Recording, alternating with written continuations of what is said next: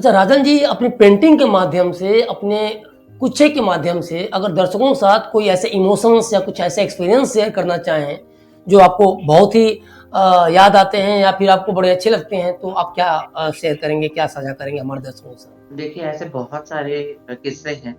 मैं एक आध ज़रूर बताऊँगा कि बीच-बीच जी, में हमारी पेंटिंग्स वग़ैरह मतलब बनती रहती हैं, जो आध्यात्मिक तौर पे है। ऐसे तो हर तरीके की पेंटिंग्स वग़ैरह मैं बनाता हूँ, चाहे वो पोर्ट्रेट पेंटिंग हो, किसी व्यक्ति विशेष का चेहरा हो और तंजोर पेंटिंग हो, पिछवई पेंटिंग हो और आध्यात्मिक पेंटिंग हो, जिसमें देवी-देवताओं की भी चित्रकारी होती है।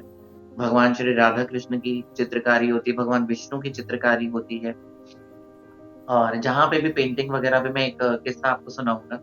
अभी हाल ही में कुछ ज़्यादा समय नहीं हुआ, किसी को हमने बहुत बड़ी राधा कृष्ण की पेंटिंग हमने बना कर के दी थी, अष्ट सखियों के साथ। जी, तो उन्होंने अपने मंदिर के कक्ष में उनका बड़ा सुंदर मंदिर बनाया था उन्होंने। तो मैंने ही जी, उनको सजेस्ट जी, किया था कि आप इस दीवार पे जो मंदिर का कक्ष है, जहाँ पे आपके विग्रह हैं, उसके पीछे वाली दीवार पे आप राधा कृष्ण अष्ट सखियों की आप पेंटिंग आप लगाइए और वो हमने बनाई उनके लिए, उनके आग्रह पे, उनके ऑर्डर पे, उनके कहने पे। और जब पेंटिंग बन कर के तैयार हुई, इस पेंटिंग को बन कर के मतलब बनने में 20 से 25 दिन लगे थे, काफ़ी बड़ी पेंटिंग थी और उसकी कीमत भी कई लाखों जी, में थी। और जब जी, उनके घर में वो पेंटिंग लगी और आज उसको काफ़ी समय हो गया, वो वहाँ पे बैठ कर के मंत्र जाप करते हैं, माला करते हैं, रामायण पढ़ते हैं या शास्त्र पढ़ते हैं। तो वो खुद बताते हैं, "राजन जी, यहाँ पे बैठ कर के आपकी पेंटिंग मतलब इतनी अलौकिक है कि यहाँ का दृश्य ही बदल गया। जैसे ही यहाँ पे ये पेंटिंग लगी है, यहाँ का वातावरण, यहाँ का माहौल और यहाँ पे ऐसा लगने लग गया कि हम बस यहीं बैठे रहें, इसी कक्ष में बैठे रहें, यहाँ से निकलने का मन ही ना करे उनका।" वो कहते हैं यहाँ पे बैठ कर के हमारा मन करता है ज़्यादा से ज़्यादा माला जाप करें या रामायण पढ़ें या भगवद गीता पढ़ें या भागवतम का पाठ करें। यहाँ पे बैठ कर के इस कक्ष में बैठ कर के जब से आपकी यहाँ पेंटिंग लगी है इस कक्ष में बैठ कर के बड़ा सात्विक एक माहौल बन गया। तो बल्कि हम तो ये बोलते हैं हमारी पेंटिंग नहीं, ये तो आपके जो भक्ति का कारण है, हम तो उनको यही चीज़ ही बोलते हैं कि आपकी भक्ति का कारण है कि वहाँ पे एक दिव्यता जागी है। तो बल्कि फिर भी वो हमारे को ये चीज़ ही बोला करते हैं कि नहीं जब से आपकी पेंटिंग वहाँ लगी है तो एक अलग ही मतलब दृश्य बन गया है, एक अलग ही माहौल बन गया है, एक वातावरण बदल चुका है वहाँ का। तो ऐसे 1-2 और ऐसे हैं, किसी और को भी हमने पेंटिंग दी थी जो कि राम दरबार की पेंटिंग थी और यहीं दिल्ली में वो रहते जी, हैं हमारे एक क्लाइंट हैं जी, जिनके मंदिर में ही हमने पेंटिंग वगैरह दी थी। क्योंकि ये वाला इसलिए आज जी, हम इस टॉपिक के ऊपर बात वगैरह कर रहे हैं क्योंकि ये वाला राजीव जी ये आज का जो इंटरव्यू है वो आध्यात्मिकता के ऊपर है। और हालाँकि हम जी, हर तरह की पेंटिंग वगैरह बनाते हैं, लेकिन आज का टॉपिक जो है वो आध्यात्मिकता के ऊपर है, जी, तो इस वजह से हम आज के दिन जो इंटरव्यू हो रहा है, वो हम आध्यात्मिकता के ऊपर ही हम बात वगैरह कर रहे हैं। तो इसी वजह से मैं जी, आज ये जी, वाली चीज़ बिल्कुल। बोलना चाहूँगा कि जैसा कि आपने सवाल पूछा है, जी, तो जब से वहाँ राम दरबार की पेंटिंग वगैरह लगी है, तो वो भी उनका भी यही चीज़ें कहनी थी कि राजन जी यहाँ पे आपकी पेंटिंग लगी है, तो हमारे पूरे मंदिर का ना एक दृश्य ही बदल चुका है। यहाँ बैठने का इतना मन करता है, यहाँ बैठे हम, यहाँ पे माला जाप करें, यहाँ पे शास्त्र पढ़ें और जब से आपकी पेंटिंग लगी है, कई लोग तो ये भी तक बोलते हैं कि आपकी जब से हमारे घर में पेंटिंग आई है, हमारा कारोबार बढ़ गया। और हमारे दिन दूनी रात चौगनी हमारा काम भी बढ़ा है। पता नहीं हमारे घर में लक्ष्मी का वास हो गया है, ऐसा लोग बोला करते हैं। तो मैं तो कहूँगा कि जी, ये तो सब प्रभु राधा कृष्ण की कृपा है कि हमारा इसमें कुछ वो नहीं है। ये तो उन्होंने हमारे को प्रेरणा दी है और हम बनाते हैं अपने ब्रश से भगवान को सजाते हैं और एक दिव्य चेतना के साथ वो पेंटिंग बनाते हैं और एक भक्तों के घर में हमारी पेंटिंग वग़ैरह प्रभु श्री कृष्ण और राधा रानी की कृपा से वहाँ तक पहुँच जाती है, हम तो एक ज़रिया मानते हैं। अच्छा, आपके इन जवाबों में मैं एक सवाल ढूँढ रहा हूँ और वो ये सवाल ये है कि मैंने भी कई बार आपकी जो पेंटिंग देखी उसमें एक शांति, एक अजीब-सा एनर्जी मिलती है, फ़ील होती है।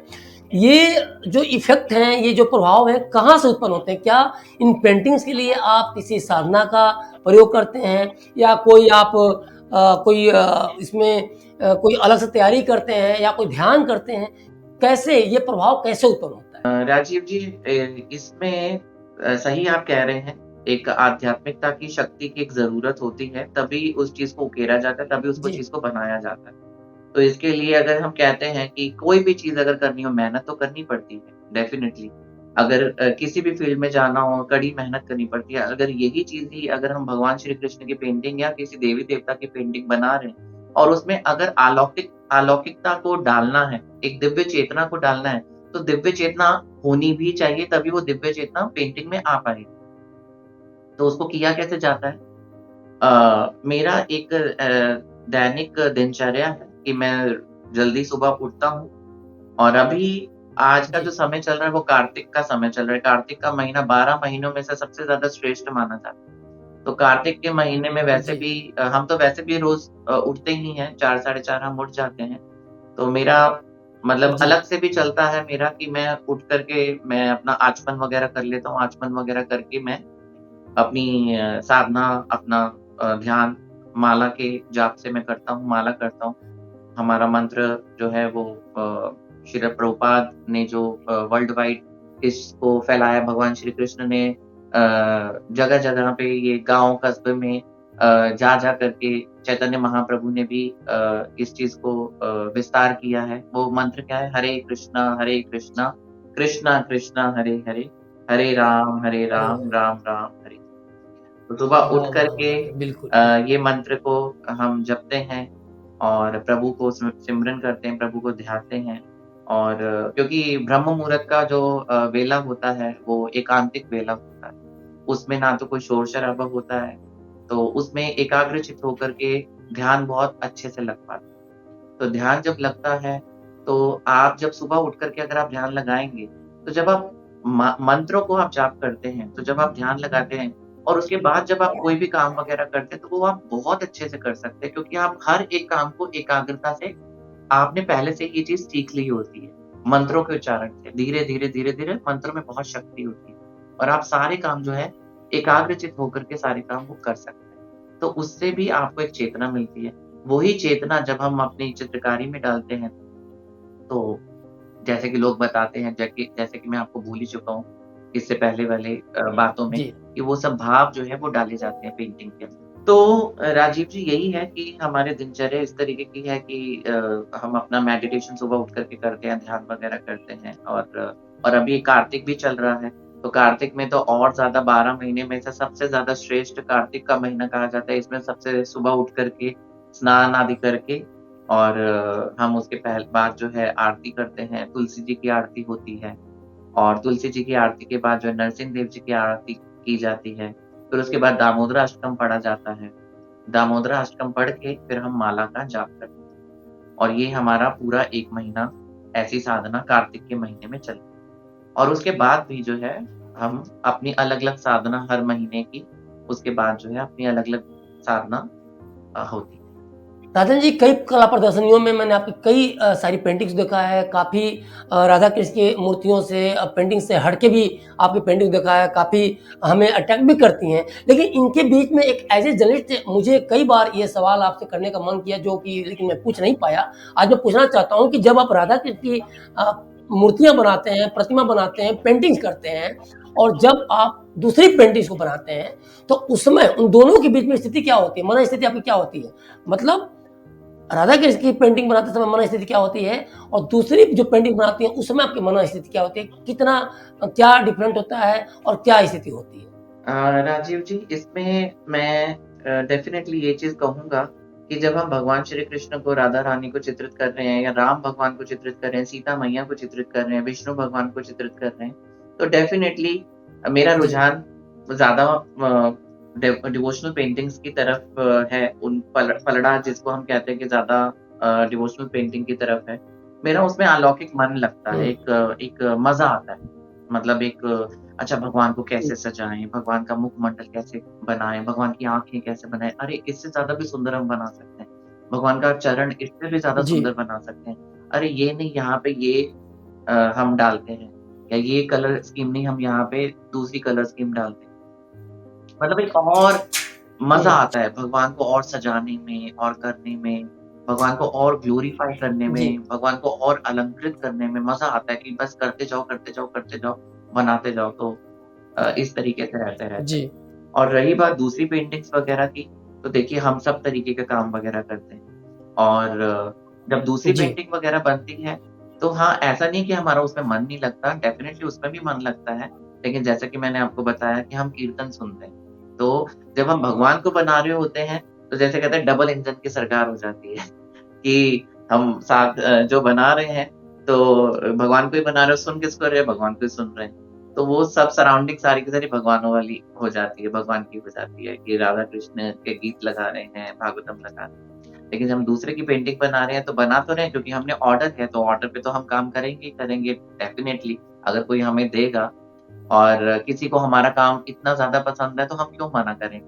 और हम मना कर भी नहीं सकते क्योंकि अगले बहुत ऐसे लोग हैं जो मेरे को कई साल हो गए जुड़े हुए मतलब इस लाइन में और मेरे ऐसे-ऐसे बहुत क्लाइंट बन चुके हैं, जिनसे एक पारिवारिक रिश्ते बन चुके हैं। और वो मुझे अपना कोई भाई समझता है, कोई अपना बेटा समझता है और कोई अपना सखा समझता है और मुझे मित्र समझता है, फ्रेंड समझता है, तो वो हमारे को कॉल करते हैं। और हम क्यों उनको वो मना करेंगे क्योंकि मेरा एक पेशा तो ठीक है, कलाकार का है ही है, लेकिन जिस तरीके से आप मेरे साथ इंटरव्यू में बात वगैरह करें, आपको भी पता है कि मेरी बोली कैसी है या मेरा एक हाव-भाव कैसा है, मेरे बात करने का तरीका कैसा है और मैं कानों को हाथ पकड़ कर के ये वाली चीज़ बोलूँगा, ये मैं नहीं कहता, ये लोग बोलते हैं, ऐसा। ये लोग कहते हैं कि राजन जी आपका बोलने का तरीका, आपका बात करने का तरीका एक अलग ही वो आता है और पता चलता है आपके चेहरे से या आपके बात करने से कि जी। सच में आपके चेहरे से एक सात्विकता का एक भाव प्रकट होता है। तो मैं तो कहूँगा कि ये सब सच में मैं तो कानों को हाथ लगा कर के बोलूँगा कि ये मेरे ठाकुर जी की ही कृपा है। ये सब और मेरी माँ का आशीर्वाद है, मेरे ठाकुर जी की कृपा है। मेरे माँ के दिए हुए संस्कार हैं कि मैं इस तरीके से मैं बात करता हूँ, मैं अब लोगों को इज़्ज़त देता हूँ। लोग मुझे इज़्ज़त देते हैं, बहुत ज़्यादा इज़्ज़त देते हैं और वो इसका कारण ही यही बेशक राजन जी, बेशक, बेशक कहीं न कहीं आपके चेहरे पे सात्विकता तो झलकती है और जहाँ तक मैं आपको जानता हूँ, तो काफ़ी वर्षों से मैं जानता हूँ और मैंने काफ़ी करीब से आपके व्यक्तित्व को देखा भी है और काफ़ी प्रभावित भी हूँ। एक अगला सवाल इसमें ये है कि राधा कृष्ण की जब आप पेंटिंग्स को बनाते हैं, तो सबसे बड़ा चैलेंज आपके लिए क्या होता है? हर बार आप उसी चेहरे को बना रहे होते हैं, उन्हीं राधा और कृष्ण को बना रहे होते हैं, पेंटिंग कर रहे होते हैं, तो क्या हर बार नए थॉट के थ्रू, नए दृष्टिकोण के तहत आप बनाते हैं या कठिनाइयाँ भी आती हैं? कैसे इसको आप डिफाइन करेंगे? देखिए डेफ़िनेटली कठिनाइयाँ क्यों नहीं आती? कठिनाइयाँ आती हैं। कठिनाइयाँ ये आती हैं कि सबसे पहले ये सोचा जाता है भगवान को कितना कैसे सुंदर बनाया जाए और कितना अलंकारिता डाली जाए और भगवान का मुखमंडल है, भगवान के चरण हैं, भगवान की पोशाकें हैं, भगवान के आभूषण हैं और भगवान किस स्थान पे खड़े हैं। वृंदावन के कुंज गलियों में खड़े हैं या वृंदावन में खड़े हैं। वन मतलब जो जहाँ पे पेड़-पौधे हैं, जंतु हैं। तो वहाँ सब चीज़ें दिग्बंधन हैं, वहाँ पे लताएँ हैं, वहाँ पे सब चीज़ों को दिखाया जाता है। वहाँ मंदिर है पीछे, पीछे का जो सीन है, जमुना जी बह रही हैं। तो उन सब चीज़ों को कैसे हम अपने कैनवस में उतारें और कितना हम सुंदर डाल सकते हैं सब चीज़ों को। तो डेफ़िनेटली चैलेंजेज़ वग़ैरह इसमें आते हैं।